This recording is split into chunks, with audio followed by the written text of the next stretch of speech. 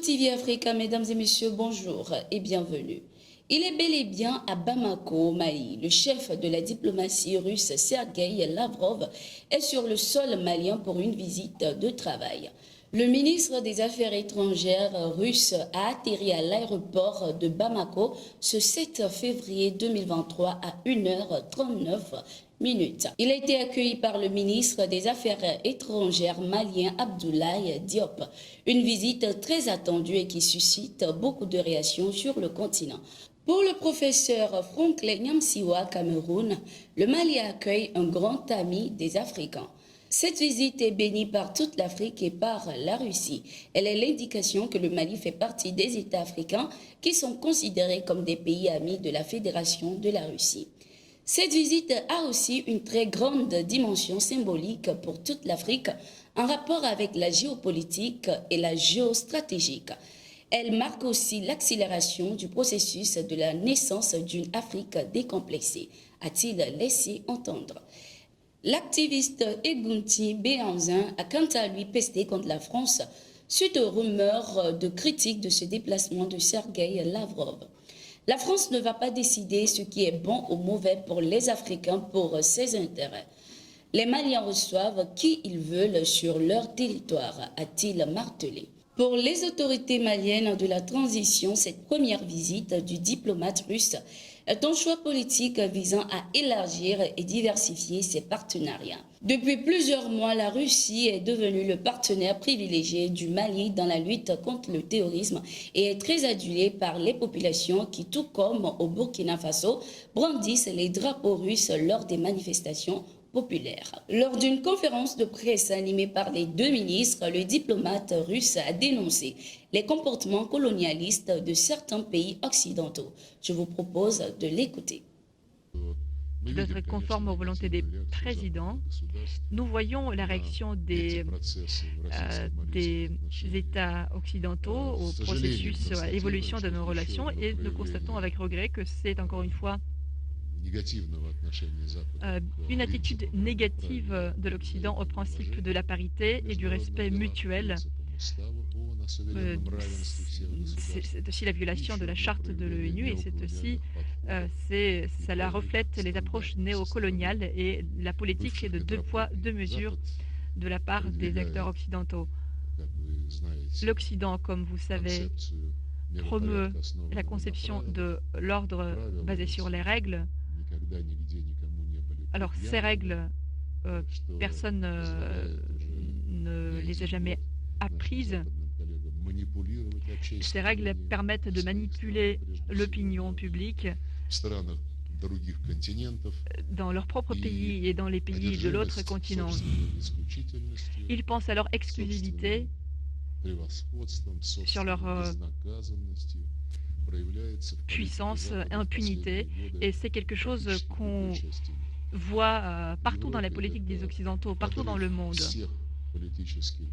Il s'agit de la sape de tous les accords politiques sur lesquels était fondée l'architecture de la sécurité européenne et que l'Occident a refusé d'ancrer, de consolider par les accords juridiques. Et le résultat, c'était la propagation de l'OTAN vers l'Est et la transformation de l'Ukraine en une tête de pont pour lancer une guerre hybride. L'ambassadrice du Nigeria au Burkina Faso, Missy Toure Abdulrahim, a rencontré Olivier Rwamba, ministre des Affaires étrangères du Burkina, ce 6 février 2023.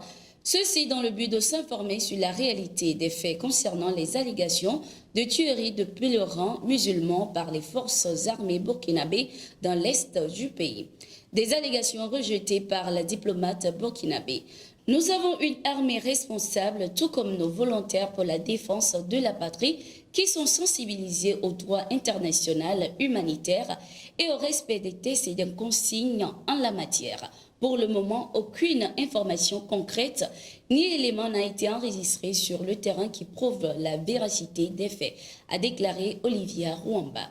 La diplomate burkinabé a aussi fait remarquer que le mode opératoire des groupes terroristes au Burkina Faso a changé depuis quelques mois. Acculés au front, ils opèrent par la manipulation et s'en prennent aux populations civiles en se faisant passer pour des forces de défense et de sécurité burkinabées, a-t-elle affirmé, soulignant qu'il est important d'éviter des tensions inutiles entre deux pays frères et amis qui ont toujours entretenu d'excellentes relations de coopération.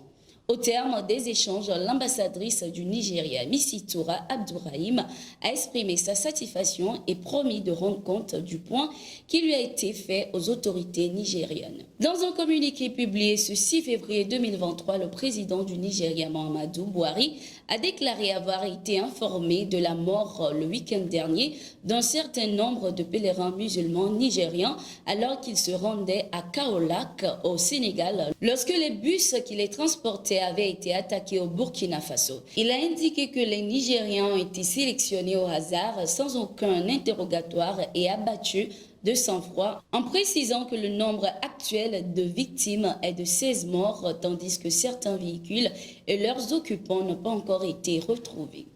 Une plainte a été déposée contre Aminata Diko, l'intruse au dernier Conseil des Nations Unies, qui se présentait comme la représentante de la société civile malienne. Le collectif pour la défense des militaires, qui réunit en son sein plusieurs associations et regroupements politiques défendant les actions de la transition dirigées par les militaires, a décidé de porter plainte contre elle pour diffamation, calomnie et haute trahison. Aminata Tchek Diko a réussi à se faire inviter à la tribune des Nations Unies lors de la réunion sur le Mali le 27 janvier 2023 pour faire une intervention par vidéoconférence au nom de la société civile malienne. Cette intervention, qui dure au moins une dizaine de minutes, remet en cause tous les propos avancés précédemment par le chef de la diplomatie malienne, Abdoulaye Diop, notamment en ce qui concerne la situation sécuritaire au centre du Mali, d'où elle est originaire.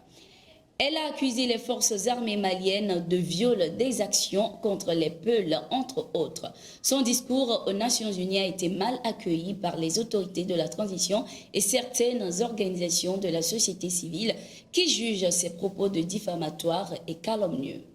Le 5 février 2023, le gouvernement malien a déclaré persona non grata Guillaume Nguefa Adontoko Andali, directeur de la division des droits de l'homme de la MINUSMA. Ceci pour avoir commis des actions qui ont toujours permis de sélectionner des usurpateurs, se réclamant des représentants de la société civile malienne à l'occasion des différentes sessions du Conseil des Nations Unies sur le Mali. 25 personnes tuées lors d'une attaque terroriste à Bani au Burkina Faso ce 6 février 2023. L'information émane du gouverneur de la région du Sahel, le lieutenant-colonel Rodolphe Sorgo, qui précise dans son bilan provisoire que des blessés et des dégâts matériels ont été enregistrés. Il a aussi profité de l'occasion pour assurer que des actions de sécurisation sont en cours et exhorter les populations à plus de collaboration afin de vaincre le terrorisme. Un accident de circulation est survenu ce 5 février 2023 sur l'As d'Edougou, Bobo-Dioulasso au Burkina Faso, occasionnant la mort de 2 personnes. Selon les informations, une voiture d'une compagnie de transport desservant les 2 villes avait dérapé. L'engin a percuté un arbre, causant la mort du conducteur, d'un apprenti et fait plusieurs blessés parmi les passagers de la voiture. Merci d'être resté avec nous. C'est la fin de ce numéro de Gatingo. Nous sommes en continu sur nos différentes plateformes.